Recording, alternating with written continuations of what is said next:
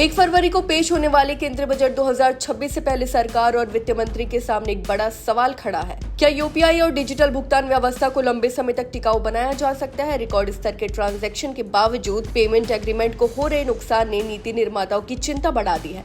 अब सवाल ये है कि क्या बजट 2026 में सरकार के पास ऐसा ठोस समाधान होगा जिससे डिजिटल इंडिया की रफ्तार भी बनी रहे और इकोसिस्टम पर आर्थिक बोझ भी ना पड़े। आज 10 रुपए की चाय से लेकर 50,000 रुपए के स्मार्टफोन तक, बिजली बिल और किराए के भुगतान तक नकदी और प्लास्टिक कार्ड की जगह यूपीआई ने ले ली है। वहीं नोटबंदी और महामारी के बाद संपर्क रहित लेन देन ने तेजी पकड़ी और गूगल पे, फोन पे जैसे प्लेटफॉर्म आम जीवन का हिस्सा बन गए। लेकिन इस सफलता के पीछे एक छिपी हुई लागत है जिसे अब उद्योग जगत नजरअंदाज करने के मूड में नहीं है। आंकड़े बताते हैं कि यूपीआई का उपयोग भले ही तेजी से बढ़ रहा हो, लेकिन व्यापारी नेटवर्क का विस्तार अपेक्षित गति से नहीं हो पाया। पिछले 3 वर्षों में एक्टिव मर्चेंट क्यूआर नेटवर्क की वृद्धि दर करीब 5% CAGR रही है। आज भी देश के लगभग 45% व्यापारी ही मासिक आधार पर यूपीआई भुगतान स्वीकार करते हैं। वहीं भौगोलिक असामान्यता और भी चौंकाने वाली है। लगभग 1/3 पिन कोड में 100 से कम सक्रिय यूपीआई व्यापारी हैं, जबकि औसतन हर पिन कोड में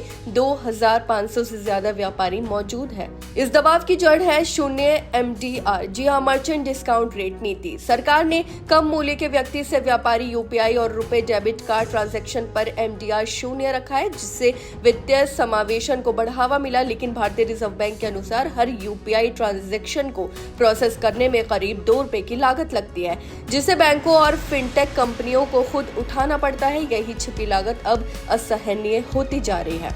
वहीं फोन पे समेत कई फिनटेक कंपनियों ने साफ कहा है कि मौजूदा शून्य MDR मॉडल आर्थिक रूप से टिकाऊ नहीं है। वित्तीय वर्ष 2023 से 2024 में 3,900 करोड़ रुपए का सरकारी प्रोत्साहन भी ऑपरेशनल लागत को कवर करने के लिए नाकाफी रहा, जबकि 2024 से 2025 में ये घटकर 1,500 करोड़ रुपए रह गया। वहीं चालू वित्तीय वर्ष में डिजिटल भुगतान के लिए बजटीय आवंटन केवल 4,027 करोड़ रुपए है, जबकि अनुमान है कि अगले 2 वर्षों में इकोसिस्टम को 8,000 से 10,000 करोड़ रुपए के निवेश की जरूरत होगी।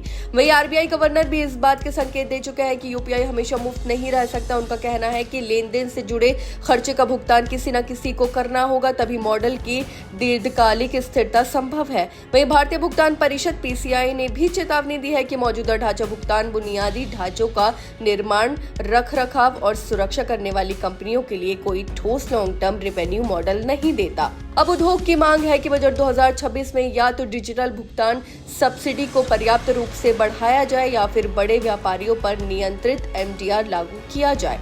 सुझाव है कि 10 करोड़ रुपए से अधिक टर्नओवर वाले व्यापारियों पर 25 से 30 बेसिस पॉइंट का MDR लगाया जा सकता है, जिससे इकोसिस्टम आत्मनिर्भर बने और सरकार संसाधनों को डिजिटल साक्षरता और इंफ्रास्ट्रक्चर पर केंद्रित कर सके।